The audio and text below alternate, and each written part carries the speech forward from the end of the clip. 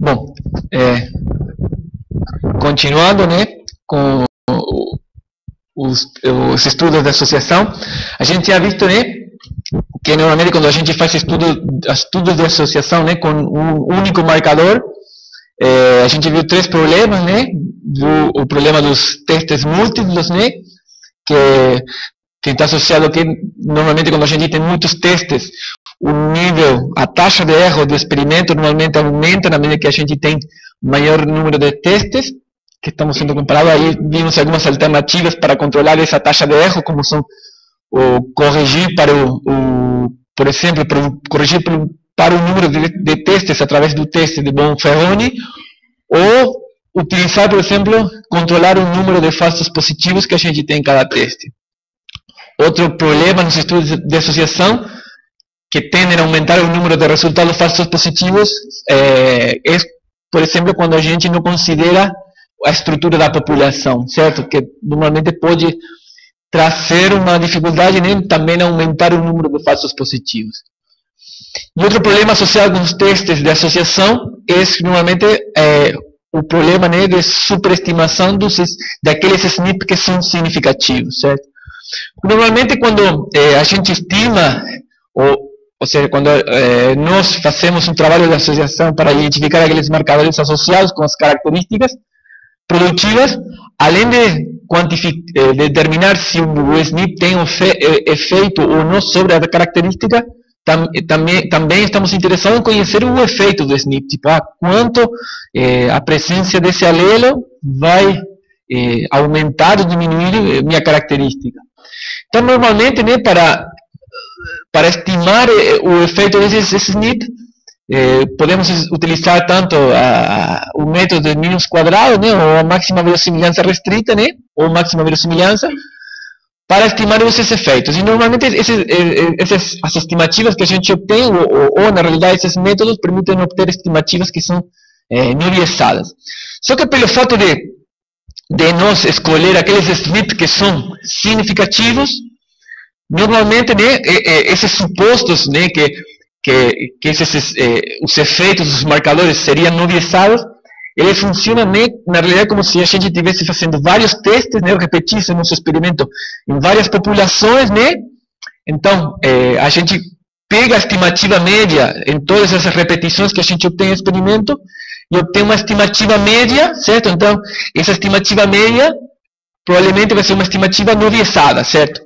Só que o problema é que quando nós fazemos um experimento de associação, apenas informamos, ou estamos interessados apenas naqueles SNP que são significativos.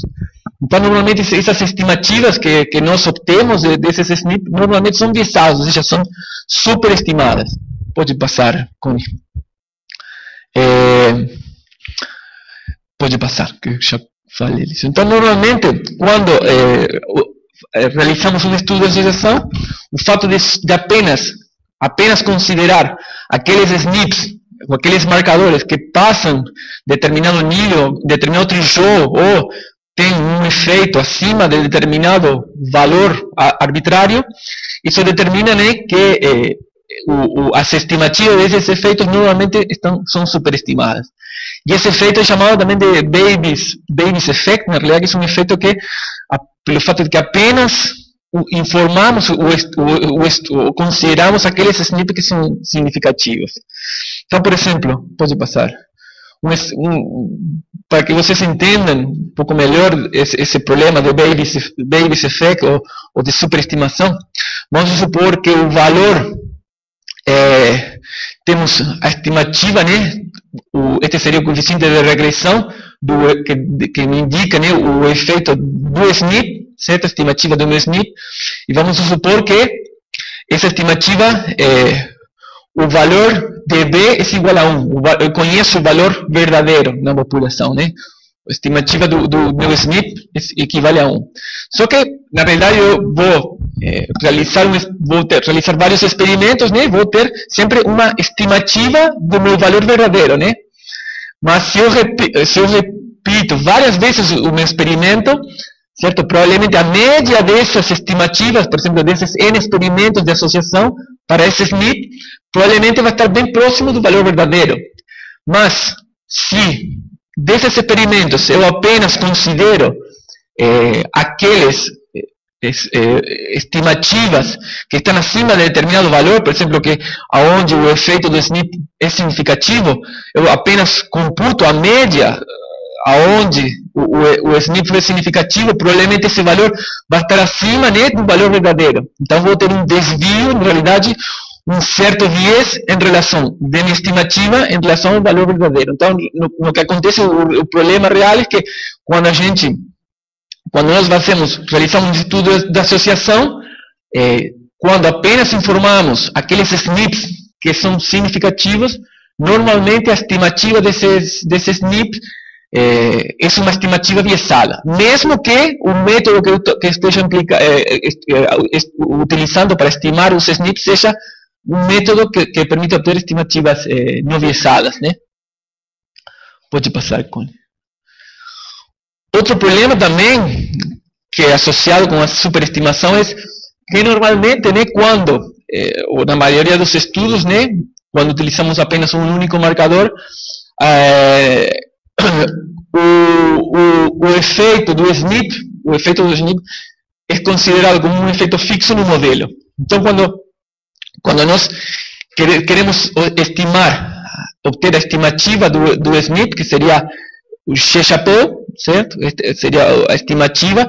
Essa estimativa sempre vai ser igual ao valor verdadeiro, que a gente não conhece, mais uma fonte de erro, um resíduo, né? Então, normalmente, quando aqueles SNPs que são significativos, muitas vezes, quando são aqueles SNPs que são falsos positivos, por exemplo, normalmente eles têm maiores estimativas do resíduo, né? Então, quando eu estimo a minha estimativa normalmente está superestimada, ou seja, um valor acima do valor real. Certo? E isso basicamente porque, normalmente, aqueles SNP ou alelos que estão em baixa frequência, normalmente eu tenho poucos indivíduos com esse alelo. Então, minha fonte de erros, normalmente é bastante alta. Então, em consequência, a minha estimativa, né, quando eu sumo o erro mais o valor verdadeiro, a minha estimativa, normalmente, tende a ser superestimada. Uma forma de contornar esse efeito é considerar, por exemplo, a gente vai ver isso no próximo ponto agora, se a gente consideramos uma regressão múltipla, ou seja, com vários SNPs, ou seja, não somente com apenas um marcador, sino uma regressão múltipla. Uma forma de contornar esse problema é considerar o efeito do marcador, da minha estimativa do marcador, como um efeito aleatório no modelo. Então, dessa forma, né, eu vou tentar na hora que eu esteja estimando, querendo estimar o efeito do meu SNP, eu vou levar em conta, né, a falta de informação de alguns marcadores, certo? Porque alguns marcadores vão ter maior número de informações que outros, certo? Dependendo das frequências alélicas. Então, aqueles marcadores que têm menor número de informação, o que vai acontecer? Normalmente, ele vai regredir a estimativa do marcador para zero, certo? Vai levar em conta essa falta de informação que eu tenho para estimar aquele efeito do marcador. Pode passar, Cone. Então, aqui desconfigurei um pouco, mas a gente arruma. Então, eu posso levar em conta, certo, a falta de informação que eu tenho em relação a certos alelos, ou seja, o fato de que a baixa frequência de alguns alelos, que eu tenho pouca informação fenotípica para estimar o efeito desses alelos, levando em conta, considerando o efeito do SNP como aleatório no modelo. Então, isso seria uma forma de tentar contornar esse problema. Mas, normalmente, quando a gente tem bastante informação em relação aos alelos, basicamente, provavelmente não vai existir muitas diferenças nas estimativas, né, dos SNP, entre considerar o efeito do SNP como aleatório ou como fixo. Eu passei para vocês, para o Mário, um trabalho do Mike Goddard e Ben Hess, que eles fazem uma discussão em relação à implicância, né, de considerar, né, os SNPs como fixos ou aleatórios e que impacto tem isso sobre as estimativas. Então, se alguém quiser aprofundar nesse ponto, tem material disponível. Pode passar. Agora, até agora nós falamos, né, de considerar apenas um marcador por vez. Ou seja, no modelo eu vou considerar meu valor, minha característica, né? Ou a característica que estou estudando, ela vai estar explicada pelos efeitos fixos, né? Que pode ser a média, mais os efeitos, por exemplo, do grupo contemporâneo, rebanho. Posso considerar o efeito de touro, o efeito do animal também no modelo, e além disso, o efeito do marcador. Agora, podemos também realizar o que se chama testes de associação múltiplos, que é onde eu considero mais de um SNP no modelo, certo? Então, em realidade, a vantagem que tem um teste de associação múltipla é que eu posso considerar, né, a estrutura de correlação que existe entre os marcadores, certo? A gente vai ver alguns trabalhos agora que normalmente quando eu considero vários SNPs no mesmo modelo, né, eu consigo, em parte, diminuir aquele efeito de superestimação, né, porque normalmente, né, se eu tenho um QTL no meu genoma, né, provavelmente existem vários SNPs, certo, que estão indicando o mesmo QTL. Então, quando a gente faz um trabalho de associação, provavelmente muitos marcadores estão indicando o mesmo QTL, certo? Então, através de um teste de associação múltipla, o fato de considerar vários SNPs no modelo, em realidade, ocorre como um efeito de diluição daquele efeito que estava concentrado apenas em um SNP em vários SNPs, certo? Pode passar, Connie. Outra vantagem dos testes de associação múltipla é que a gente chama de utilizar os tag SNPs. Então, por exemplo, eu posso realizar um teste de associação simples, ou seja, considerando apenas um marcador, identificar aqueles marcadores que são mais significativos, né? E primeiro fazer uma primeira limpeza dos dados.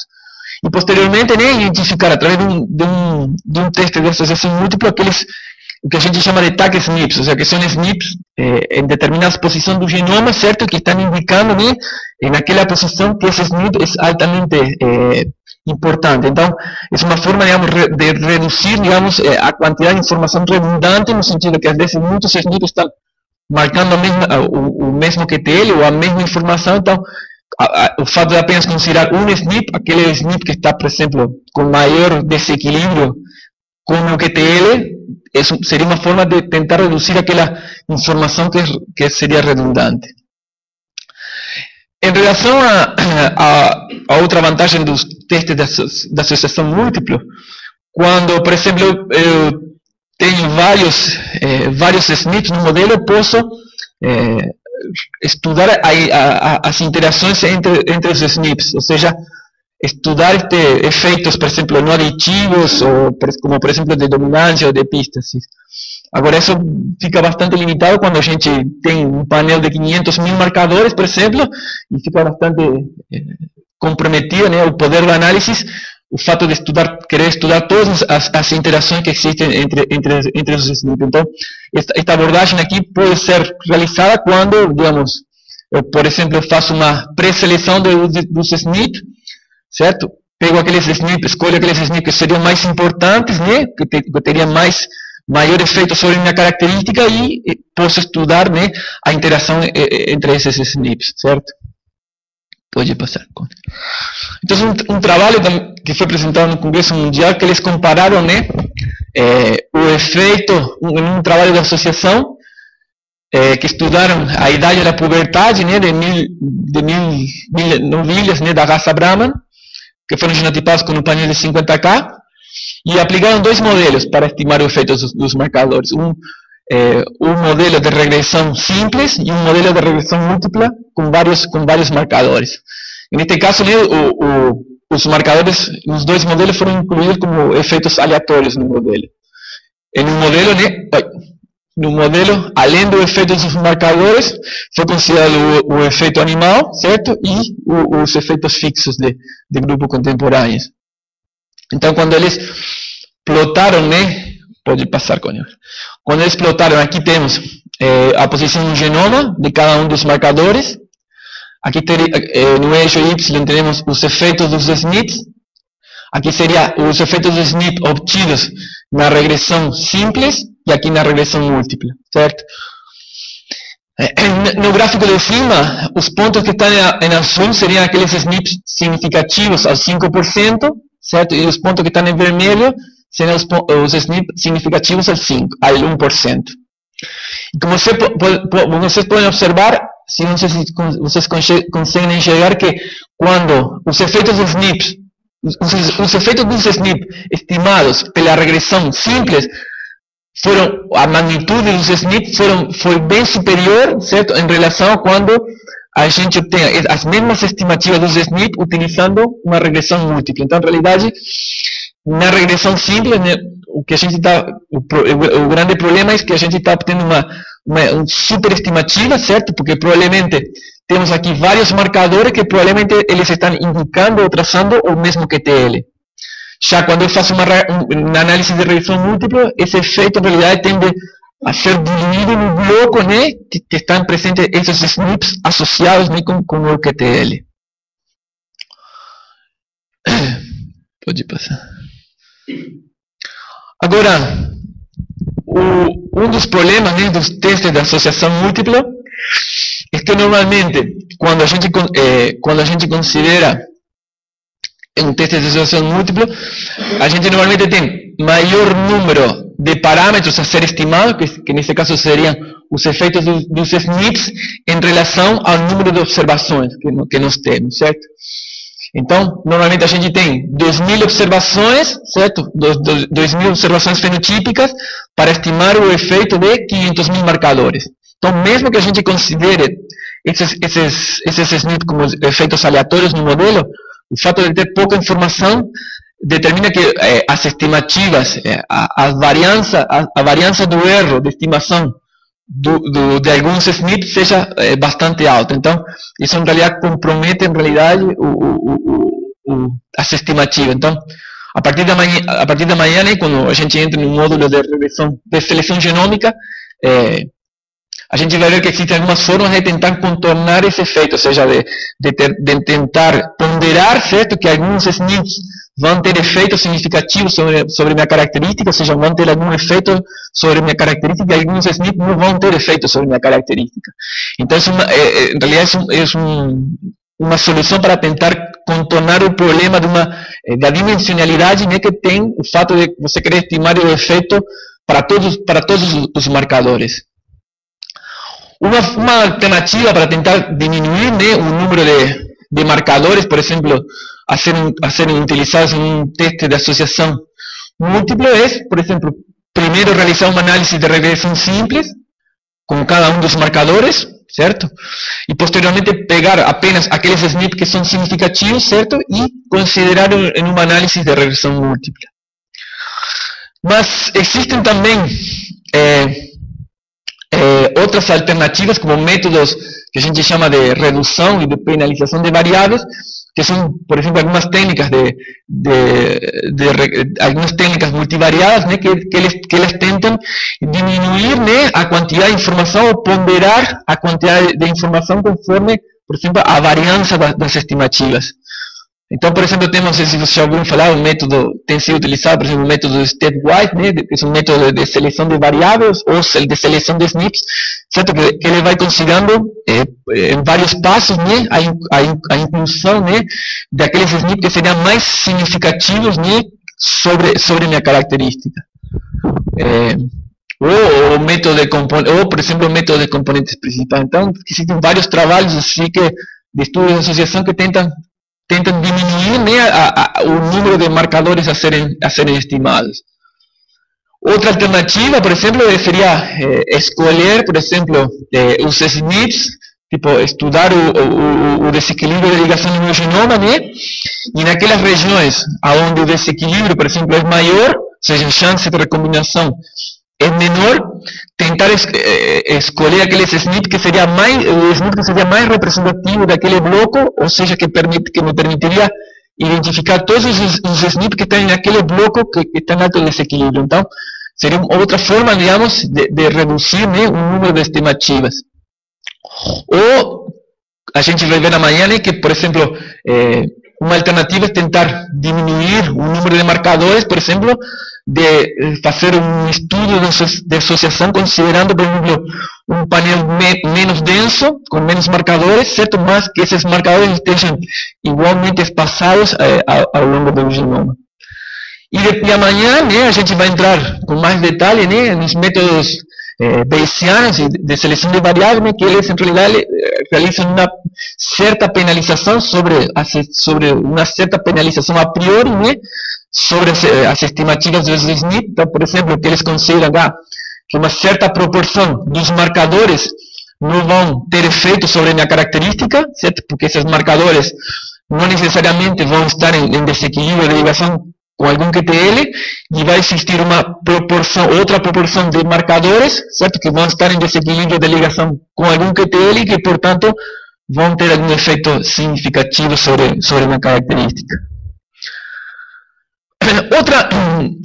A gente falou, que podemos realizar estudos de associação considerando um único marcador, ou considerando um teste de associação através de uma regressão múltipla, mas também podemos realizar estudos de associação considerando haplótipos. Lembra, haplótipos, a gente sabe, que temos no genoma blocos, certo? A gente pode, blocos de SNPs, certo? Que eles segregam em conjunto, ou seja, que esses SNPs estão em alto desequilíbrio de ligação, certo? Então, a gente, em vez de considerar cada SNP em particular, a gente pode considerar blocos de SNPs, certo? Que estão em alto desequilíbrio de ligação.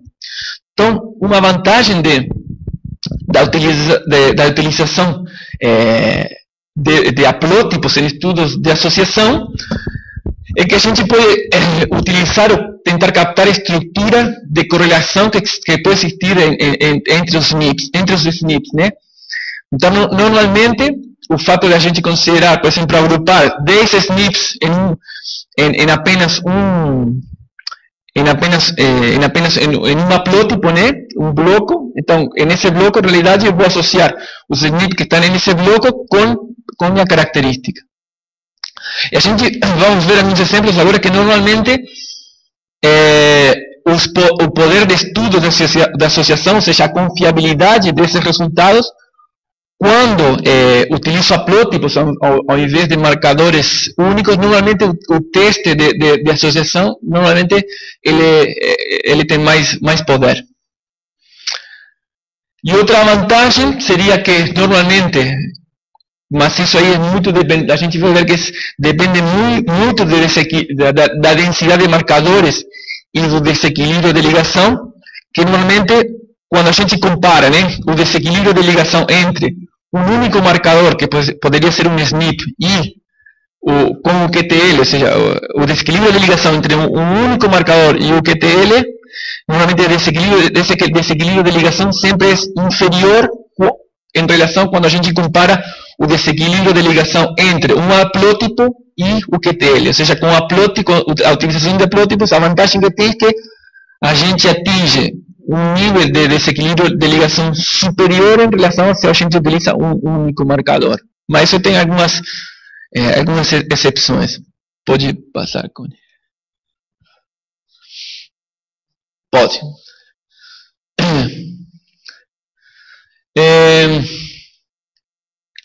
Na realidade, a gente até tinha comentado hoje de manhã que a vantagem da utilização do haplótipo vem do fato de que, se a gente reconhece no genoma aquelas regiões que têm baixa taxa de recombinação, ou seja, que estão em alto desequilíbrio de ligação, provavelmente essa região no genoma, se a gente pega vários animais, essas regiões provavelmente elas estão altamente conservadas, certo? E elas provêm, na minha população atual, elas provêm de um ancestral em comum a todos os indivíduos de minha população. Ou seja, se a gente for para trás no pedigree, provavelmente, se for até o ancestral comum, de todos os indivíduos da minha população, provavelmente aquele ancestral em comum também possuía essa região altamente conservada. Então, se nessa região que está altamente conservada, certo, que o desequilíbrio de ligação entre os marcadores que conformam esse haplótipo,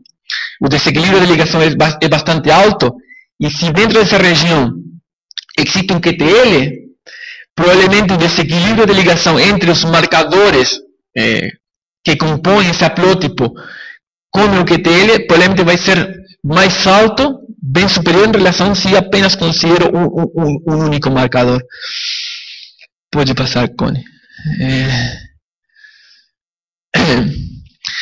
Então, normalmente esses haplótipos, né, que a gente reconhece na população, eles são regiões altamente conservadas, né, e que são regiões com baixa recomendação e são regiões candidatas, né, a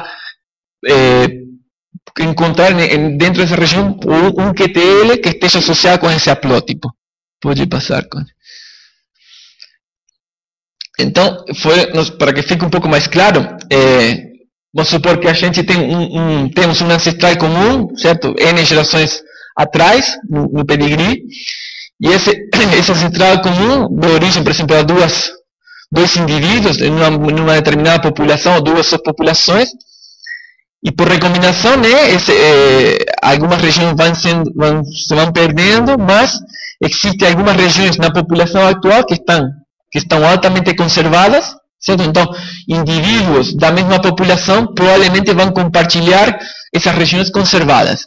Então, essas regiões conservadas, elas são candidatas, né, a serem utilizadas, por exemplo, em estudos de associação, certo? Porque se essa região está altamente conservada, né, e se ela está em alto desequilíbrio de ligação com um QTL, eu posso utilizar esse haplótipo, né? Eu posso afirmar que se eu encontro este haplótipo, provavelmente vou encontrar, se este indivíduo, en esta população, este haplótipo, que está altamente conservado, está associado com um QTL, se eu vou em outra população e acho esse mesmo haplótipo, provavelmente esse haplótipo também vai estar em equilíbrio de ligação com o mesmo QTL que eu encontrei na população original. Pode passar.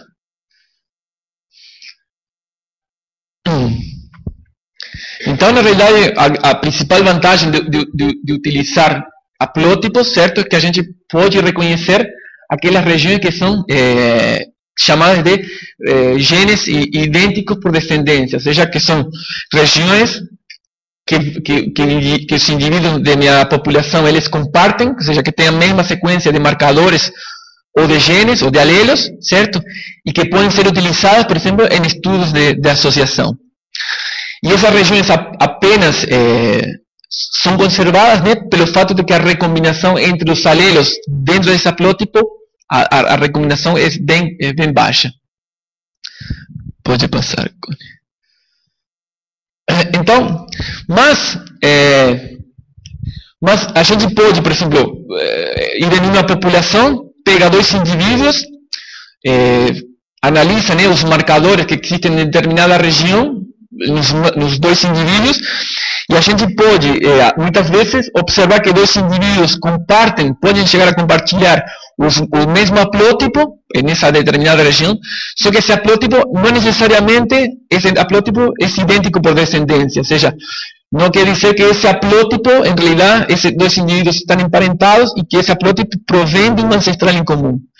Muitas vezes, a própria recombinação pode dar origem a que dois indivíduos possuam o mesmo haplótipo, só que esse haplótipo, essa região não é idêntica por descendência, ou seja, que a gente chama que esses haplótipos são idênticos por estado, certo? Mas não são idênticos por descendência, ou seja, quando um haplótipo, dois haplótipos, ou dois segmentos, se a gente compara dois indivíduos, eles são idênticos por estado, não necessariamente se eu,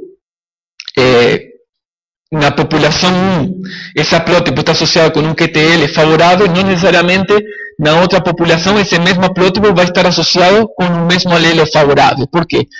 Porque o fato desse haplótipo ser idêntico por estado, provavelmente esse haplótipo se originou por recombinação, certo? E não pelo fato de que esse segmento provenha, né, de um ancestral em comum. Então, o fato desse haplótipo ter sido combinado, ter sido originado, né, por recombinação, não necessariamente vai indicar, né, que esse haplótipo está associado com um QTL. Então, por exemplo, aqui temos, por exemplo, um touro, né, que ele possui dois haplótipos, né, cada indivíduo diploide tem dois haplótipos, um haplótipo ele provavelmente provém da mãe e outro haplótipo provém do pai. Então, esse toro, né, vai passar para uma das suas progênies e vai passar o seguinte haplótipo. Só que vamos supor que aconteceu durante a meiose uma recombinação e eu vou criar aqui um novo haplótipo, né, que não existia anteriormente, que não existia, essa combinação não existia anteriormente. Pode passar, Cone.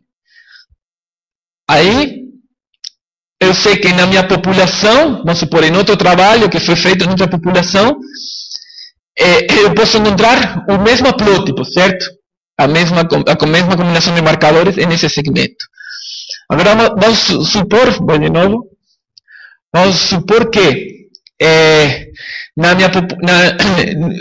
sempre que encontre nessa população, aqui me trocou, aqui está errado.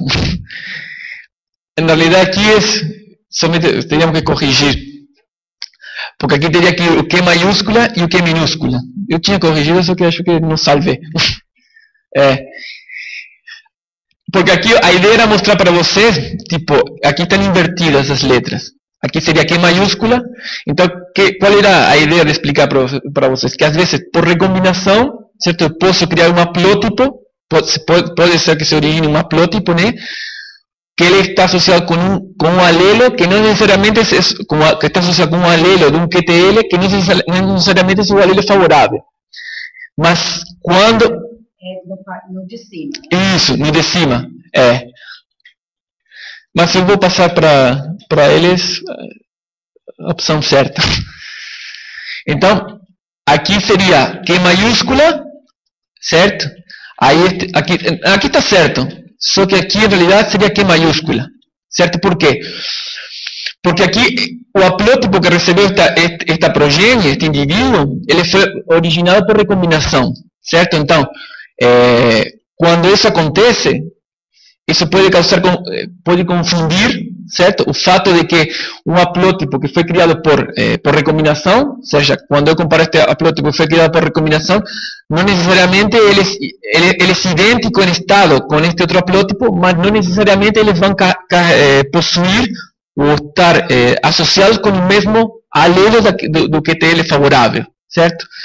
Mas quando os haplótipos, em realidade, eles são idênticos por descendência, ou seja, que eles provêm de um ancestral em comum, normalmente eles vão carregar os menos alelos do QTL, certo? Então, é importante fazer essa distinção. Quando é idêntico por estado, certo? Que eles podem se originar por recombinação. Então, se eu tenho na minha população dois indivíduos que possuem haplótipos que são idênticos por estado, ou seja, como nesta situação, eles podem carregar os mesmos alelos, certo, por um marcador, mas não necessariamente vão carregar os mesmos alelos do marcador, do QTL, certo? Agora, quando os haplótipos são idênticos por descendência, ou seja, que esse segmento ele provém do mesmo antepassado em comum, ou seja, se eu comparo dois indivíduos que carregam haplótipos idênticos por descendência, provavelmente esses haplótipos vão carregar o mesmo alelo do QTL, certo? Por quê? Porque quando esse haplótipo é idêntico por descendência, o desequilíbrio de ligação entre o haplótipo e o QTL é alto, ou seja, a chance de recombinação é menor, então não existe chance de que esse haplótipo, né, esteja rastreando ou marcando o alelo do QTL de forma errada. Ok? Então a gente pode ter, na população, normalmente a gente pode encontrar haplótipos que são idênticos por descendência, então a gente tem maior grau de certeza em saber que se eu comparo dois indivíduos que têm haplótipos idênticos por descendência, provavelmente se esse haplótipo está associado a um QTL, provavelmente os dois haplótipos vão estar indicando o mesmo alelo do QTL, mas quando eu tenho haplótipos que são gerados, né, por recombinação e que provavelmente são idênticos em estado, não necessariamente o haplótipo encontrado em uma população vai estar indicando o mesmo QTL que esse outro haplótipo encontrado em outra população. Pode passar. Então, somente para para mostrar aqui o poder, em realidade, de considerar, na medida que aumentamos o número de marcadores que são considerados no haplótipo, por exemplo, aqui vamos formar um haplótipo a partir de 3 marcadores, certo? E aqui vamos considerar um marcador que foi formado com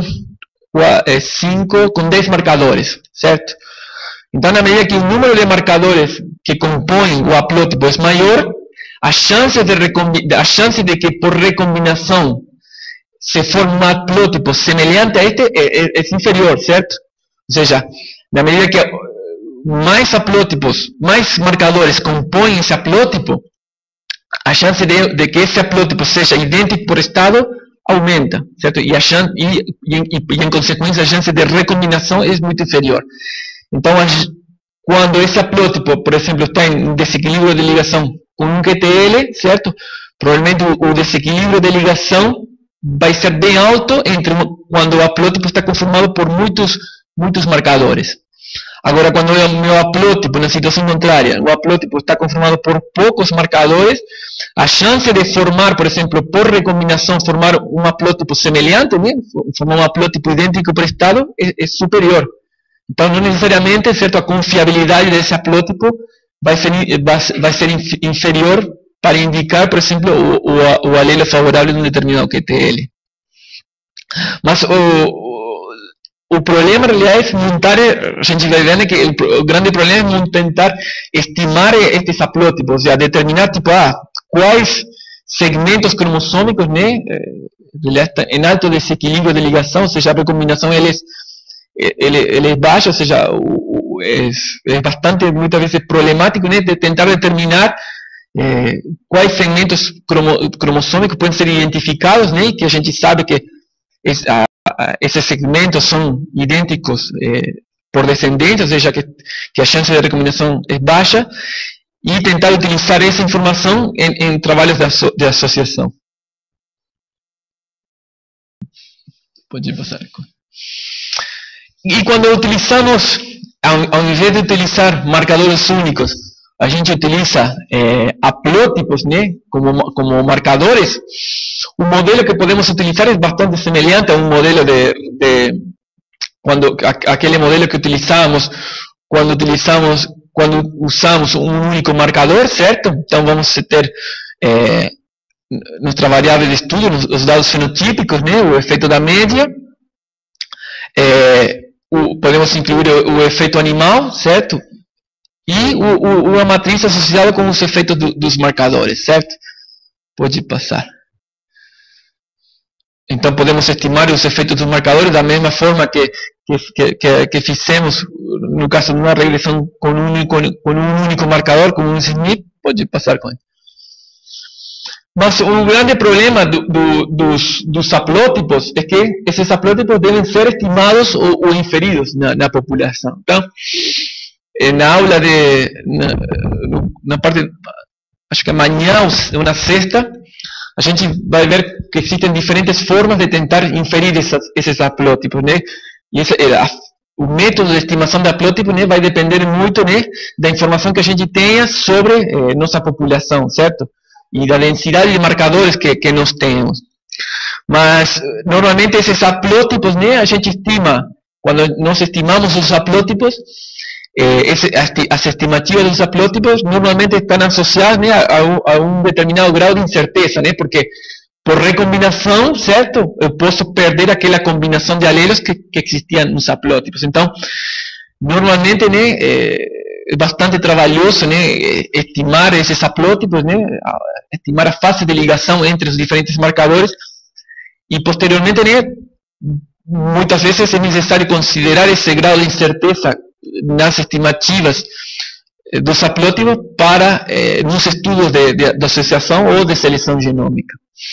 Então aqui temos, por exemplo, foi utilizado este software que a gente vai ver amanhã, que se chama FAST6, para determinar, para inferir os haplótipos. Então foram tantos, cada indivíduo, né, ele vai receber um haplótipo do pai e da mãe, certo? Então eu vou codificar esse haplótipo como se fossem marcadores simples, mas você tem que lembrar, né, que cada haplótipo diferente corresponde a uma diferente sequência de marcadores, certo? A um segmento diferente, certo? Mas sempre esse segmento corresponde à mesma posição.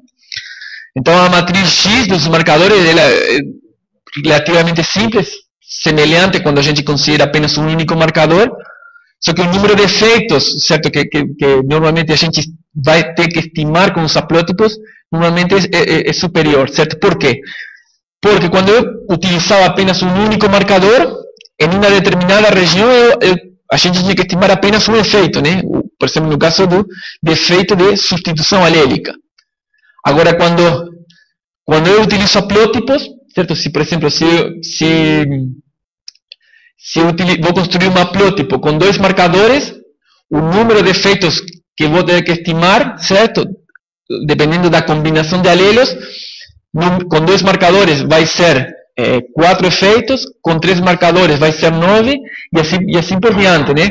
Então, normalmente, para um determinado segmento, o fato de agrupar os marcadores em haplótipos, tudo bem que tem a vantagem, né, de que aumenta o desequilíbrio de ligação entre esse haplótipo e um possível QTL, mas naquela região, certo? O fato de ter maior número de combinações entre alelos, o número de efeitos que eu preciso estimar aumenta de forma drástica, né? Em função do número de marcadores que compõem o haplótipo. Pode passar. Pode passar, Connie. Então, foi o que eu comentei, né? Que a gente vem comentando, que a vantagem dos haplótipos, né? Que normalmente esses haplótipos estão em maior desequilíbrio de ligação com os QTL, então aumentaria o poder de teste, permitiria aumentar o poder do teste de associação, só que existe a dificuldade a priori, né, de que eu preciso estimar os haplótipos nessa população. Então, ou seja, eu preciso saber quais combinações de SNPs no meu genoma, no genoma desses animais, da minha população, tendem a segregar de forma conjunta em relação a outras combinações, certo? Ou seja, seria identificar aquelas regiões do genoma, né, que em realidade são regiões idênticas por descendência, certo? Então, normalmente, o fato de ser essas estimativas, normalmente a gente, quando estima o haplótipo, certo? Sempre esse haplótipo está associado a alguma fonte de erro, né? Porque normalmente esses programas que são utilizados para estimar os haplótipos, normalmente ele informa, tipo, esse indivíduo tem, vamos supor, vai soltar, este indivíduo tem estes haplótipos, né? E esse haplótipo, né, está associado a uma probabilidade, certo? Então, a gente pode utilizar essa probabilidade, esse grau de incerteza, por exemplo, no estudo de regressão, ou seja, no estudo algum estudo de associação genômica. E, além disso,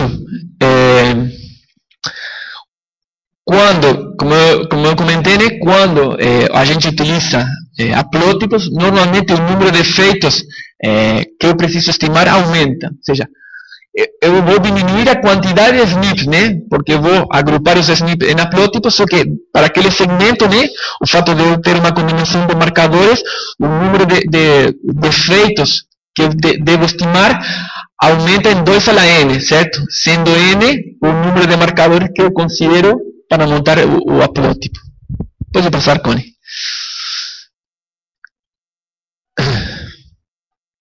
Uma alternativa que alguns trabalhos utilizam é, por exemplo, como, por exemplo, o número de efeitos a estimar aumenta, certo? Então, normalmente a quantidade de informação fenotípica é constante.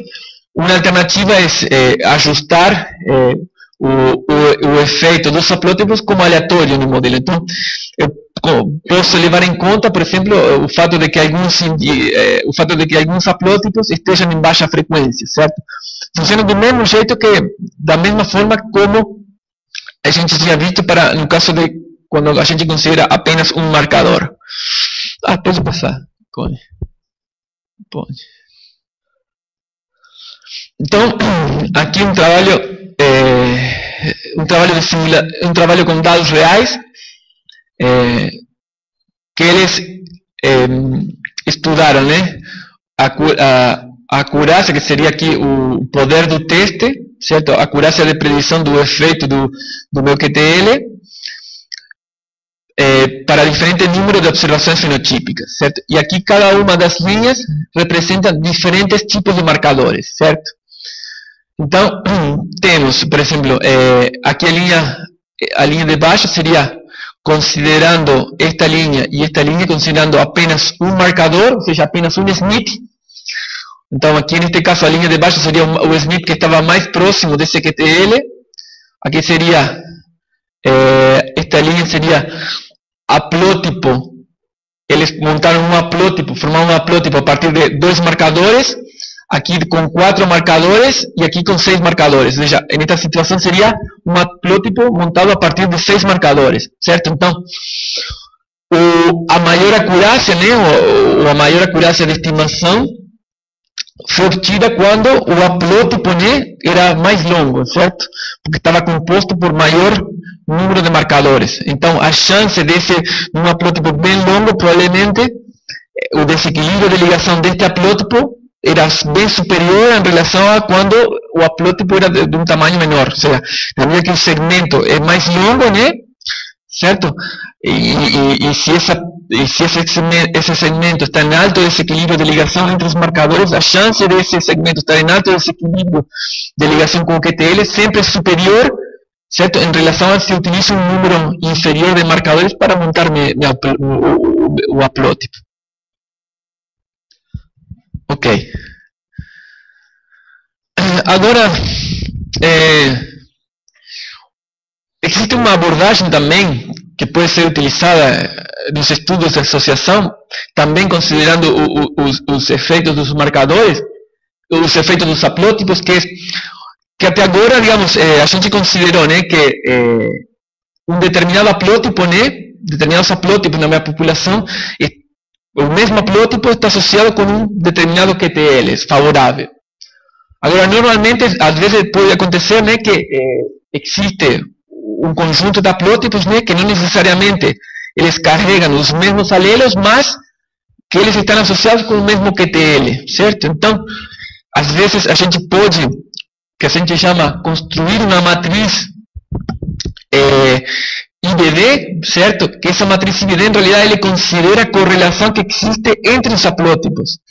Então, haplótipos que são semelhantes na minha população, normalmente, eles estão altamente correlacionados, e se um desses haplótipos ele carrega um QTL, haplótipos que são semelhantes a esse, provavelmente também vão carregar vão possuir o mesmo QTL.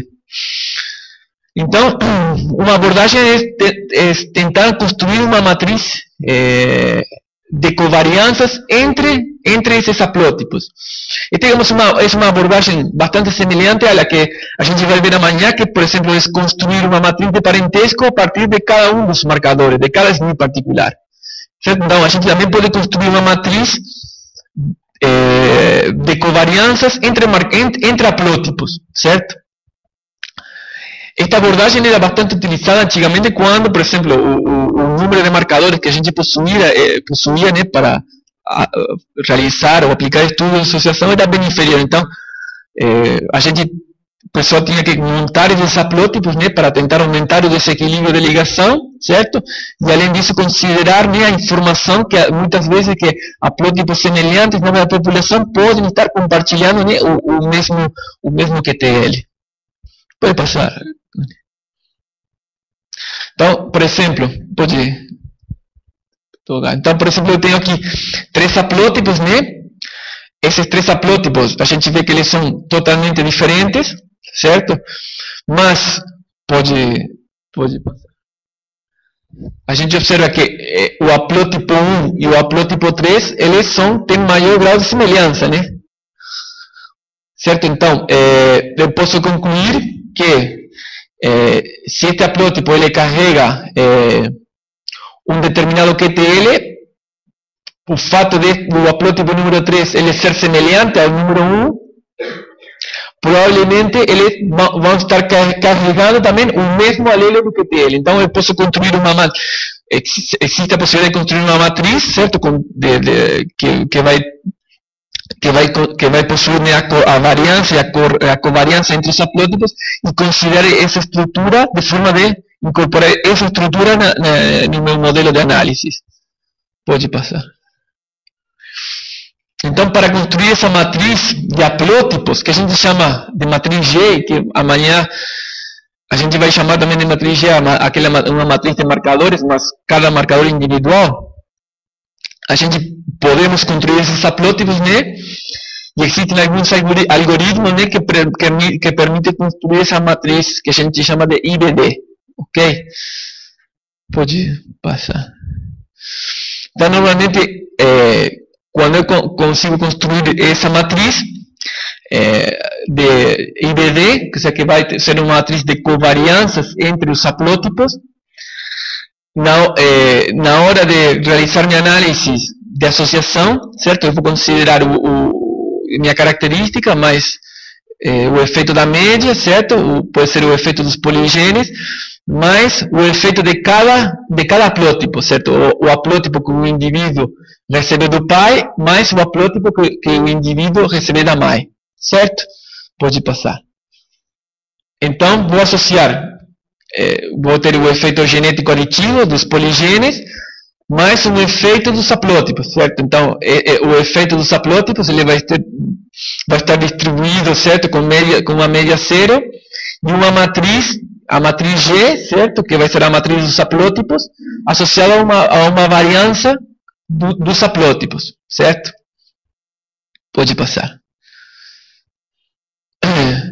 Então, posteriormente, posso estimar, utilizar algum método, né, para estimar as variâncias de cada um desses componentes, e dessa forma estimar os efeitos de cada um dos haplótipos, certo? Ok. Esto pode tocar.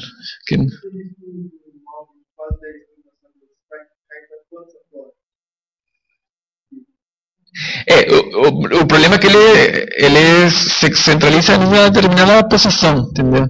Tipo, não monta todos os haplótipos, tipo, ele estuda tipo em determinada região.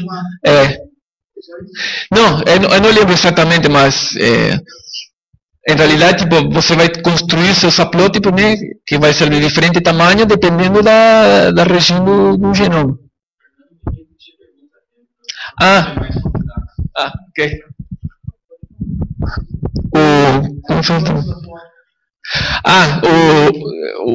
Perguntaram aqui quantos haplótipos ficam, tipo, no slide anterior do exemplo que tinha 10.000 marcadores, quantos haplótipos ficam, quantos haplótipos foram estimados. E na realidade, tipo, em cada região, certo?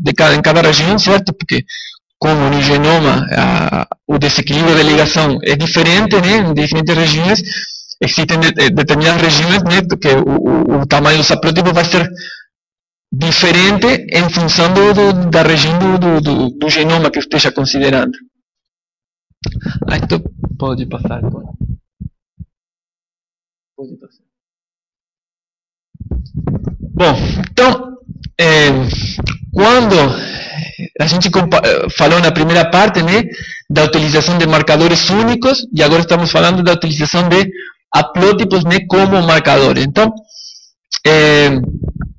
uma vantagem potencial que tem a utilização de haplótipos como marcadores é que normalmente os haplótipos estão em maior desequilíbrio de ligação com os QTLs em relação aos marcadores únicos, certo? Na medida que o tamanho do haplótipo é maior, certo? As chances de recombinação dentro do haplótipo são menores, então provavelmente o poder do teste sempre vai ser superior na medida que o tamanho do haplótipo é superior.